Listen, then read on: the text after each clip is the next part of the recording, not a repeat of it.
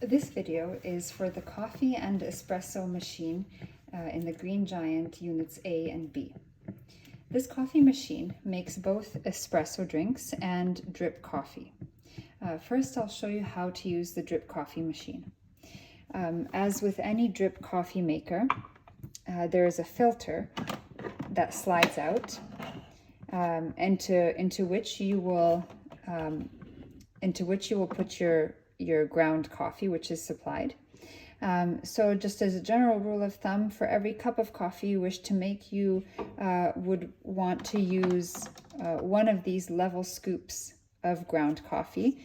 Insert it into the filter here, push the filter, place the filter back into place, and then, according to the manufacturer's recommendations, using the carafe as a measure of the amount of water, you will want to use the measures on the side here, which indicate the number of cups of coffee.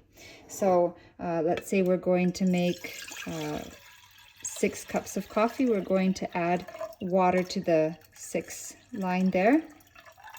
And then we're going to pour that next to the filter of coffee into this container here. And that's going to go into a reservoir in the back. If you fill more than the 10 cups of coffee indicated on the carafe, the water in the reservoir will begin to spill out through the back of the machine. So please don't fill it to more than 10 cups. You'll be able to see the amount on the side of the machine here that will indicate the amount of water that you've put in using the carafe. Once that is done, you're going to turn the machine on using the on-off button. You'll see a red light come on. It is normal for there to be some steam and noise as the water preheats, and just like a normal coffee machine, the water will percolate through that filter, through the coffee, into the carafe. The carafe is programmed to stay on for 2 hours following the brew cycle to keep the coffee warm. However, if you don't need that to happen to keep the coffee warm, just turn the button back off. You can program the coffee here using the clock function to start in the morning when you wake up. You will also notice a 1 to 4 button here. The manufacturer recommendation is that you only use this button when you're making less than 4 cups of coffee in the carafe. This just extends the brewing cycle and extracts the coffee a little bit more, but it's not recommended for more than 4 cups of coffee. So we're just going to let that run through and finish its cycle while I explain the espresso and espresso drink maker. In order to turn on the espresso maker, there's a button on the side here that you will need to just push. It's a push button, and you will see the green light come on to indicate that the machine has been turned on. If you wish to make a steamed milk drink, you will need to turn the steam button on, which you'll see the little symbol there. Just push that on, and once that light turns green, you will know that the water for the steam milk function has been warmed and is ready to go. To add water to that steam milk function, you will need to open up this water dispenser here, and you can either remove the container, or you can just pour the water straight in. There is a maximum indicated on the back of that plastic container, and I'm going to fill it there with water, close it back down, and again, some steam is normal as the machine is heating up and getting ready to go. So once that button has turned green, then we are ready to make our espresso drink.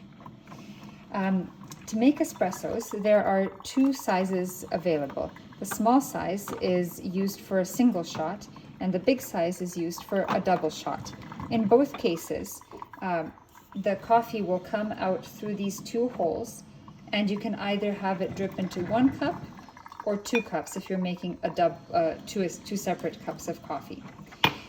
In order to use the espresso wand, the filters here will need to be filled with the same kind of ground coffee used in the drip coffee machine.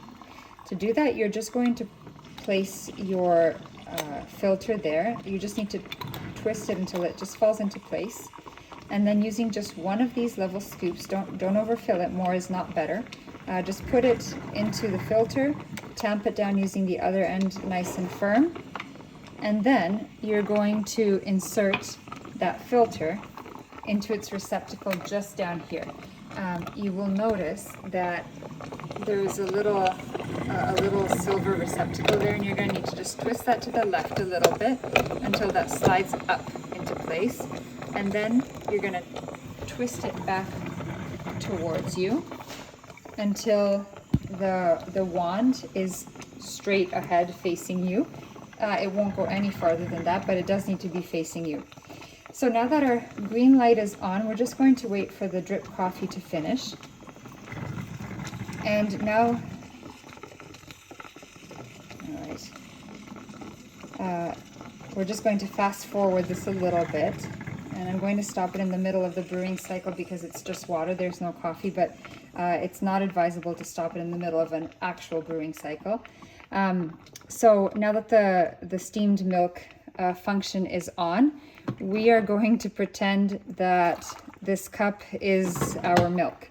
If you are steaming milk, please be careful because the milk will double or triple in volume as you are steaming it. So put only the amount of milk you want to have in your cup, keeping in mind that it will double or triple. You're going to submerge the wand to the side here in the milk. And now that it is submerged, you're going to come to this tab on the side and just rotate it downwards towards you, and you'll see the steam start to come out there. When you're done, just twist it right back and the steam will stop. In order to clean this, it's important to clean it after every cup of steamed milk because you don't want it to start to smell. You want to just take an empty cup and just give it one quick steam to let all of that steamed air and excess milk come out. Now that we've steamed our cup of milk, what we would do is put it underneath the espresso wand there, and using the top button, we would press this button and water would start flowing through the filter, through the coffee, and dispense your espresso shot. The water will continue to flow through that filter until you press the button again and it pops out. So you can make a long shot or a short shot depending on how much water you allow to pour through.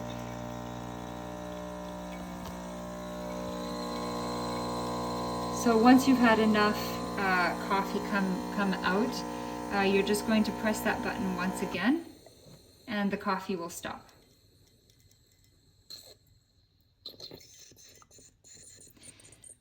All right, we're going to remove our cup.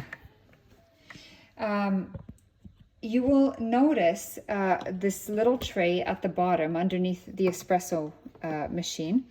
It has a little red knob there that when this tray gets too full of water from rinse cycles or just dripping it will pop up like this and you'll see it come up through the silver grate. If you do see that, please take the silver grate out, remove this little tray, dump out the water so that it doesn't overflow, and then just put them both back into place. Give them a little rinse and put them back. Now to take the ground coffee out of the espresso filter, you're just going to twist it back to the left. Just pull it straight down. It'll fall right out. And then you're going to want to remove the puck that is formed there. To remove it, you're going to just slide this into place and hold your thumb over it. This actually keeps that filter from falling out. If I don't have that in place, the filter will just flop right out. So we're going to keep our thumb there, and then we're just going to tap it over the garbage to get that puck out. It'll come out very easily. Remove that filter and just give it a quick rinse with tap water, and that's all that you need to do.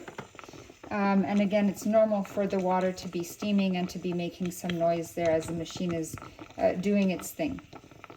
And that is the coffee machine.